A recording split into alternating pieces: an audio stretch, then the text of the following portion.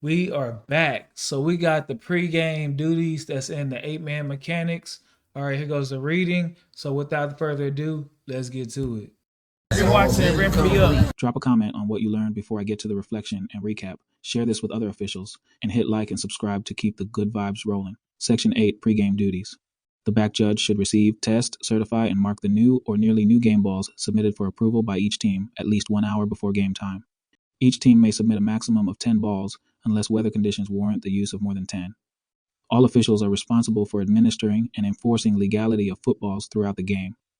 The referee and umpire visit each dressing room 90 minutes before kickoff.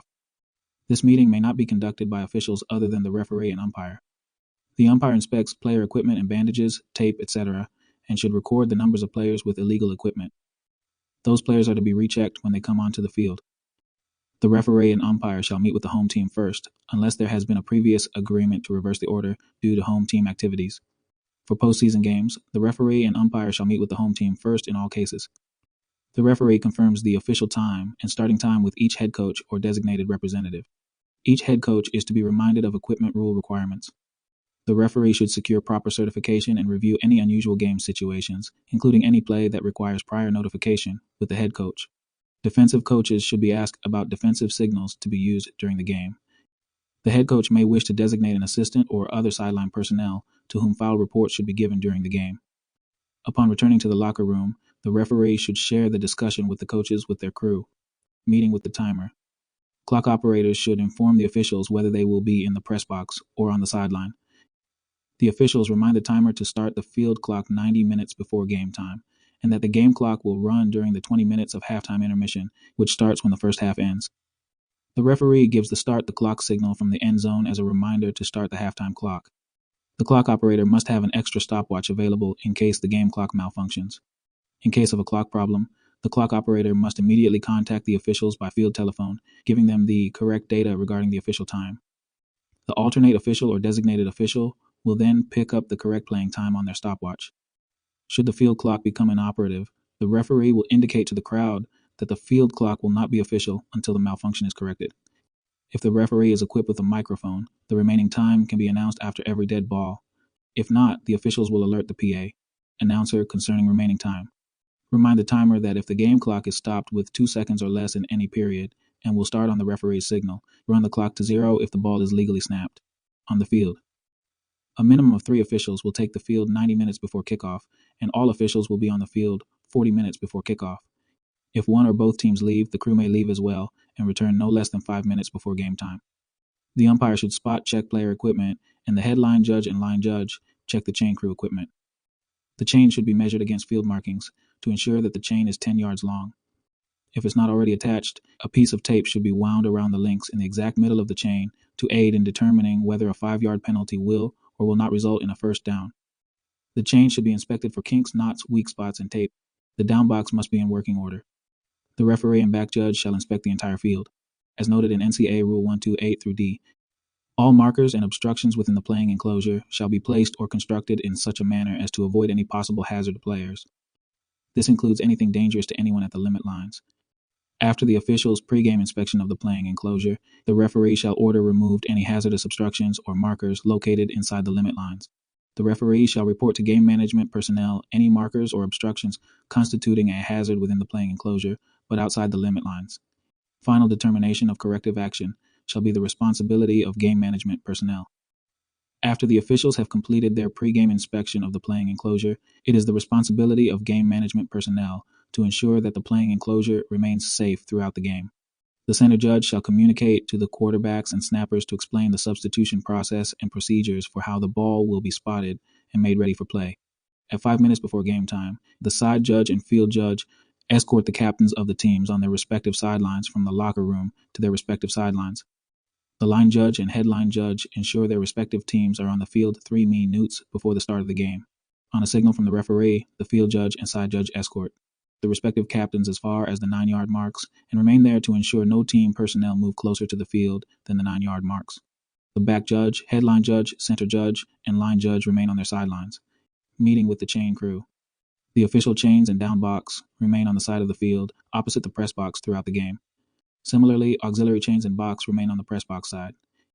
The head line judge and line judge shall meet with the chain crew before the game.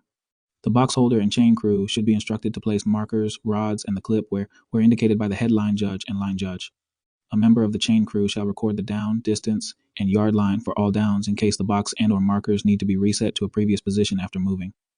When a new series begins, the chain should be positioned adjacent to the sideline. The box holder places the marker on the sideline where indicated by the headline judge. The chains are then set on the sideline and the clip attached to the chain on the side of the yard line closest to the rear chain rod. When the chains are set, the box holder retreats 6 feet and establishes the spot where the chains are to be reset after the clip has been attached. Use of a second clip is mandatory.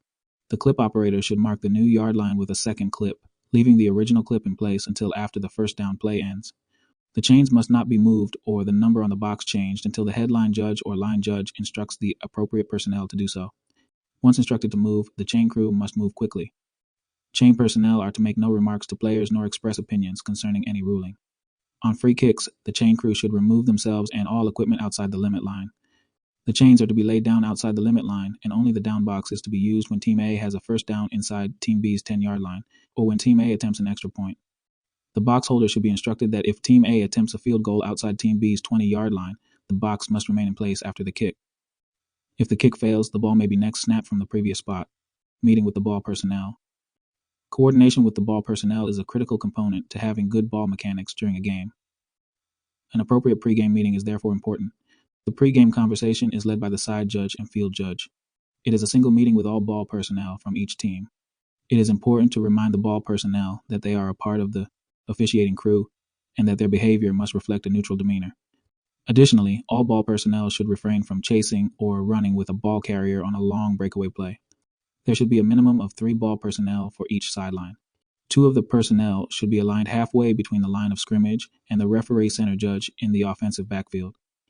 The other ball personnel align between the line of scrimmage and the deep wing official. A new ball will enter through the center judge or umpire, depending on which side of the field the play ends. A new ball enters only when requested by the on-field official. Ball personnel should have a ball available for the center judge umpire on every play. However, not every play will require replacing the ball.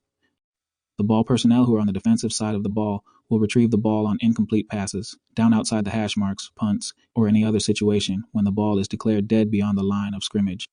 Ball personnel are not to enter the field of play at any time to retrieve a ball and are to remain outside the white once the ball exchange has taken place.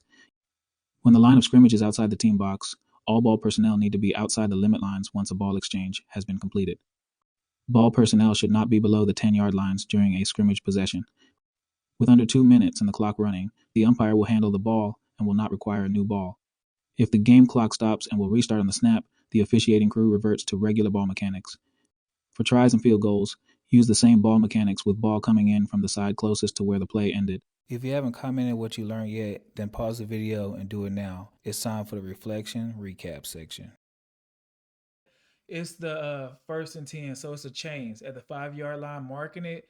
We knew we marked it so that way it's easy to maneuver, but I never knew that you can like look at that marking and say, okay, like, if it was a false start, not false start, if it was an encroachment or whatever, we look at there, the ball's within that 5 yards, we already like, okay, that's 4.5 yards, it's gonna be a first down. So, it's cool to know little things like that make the difference. All right, so I appreciate you. Until the next video. Well, that's a wrap for this section. Hopefully, y'all learned something today. If you made it all the way through, then you're a real one, and I hope it brought you closer to your goals. Go ahead and subscribe and share with a football official, fan, or coach. Ambition out.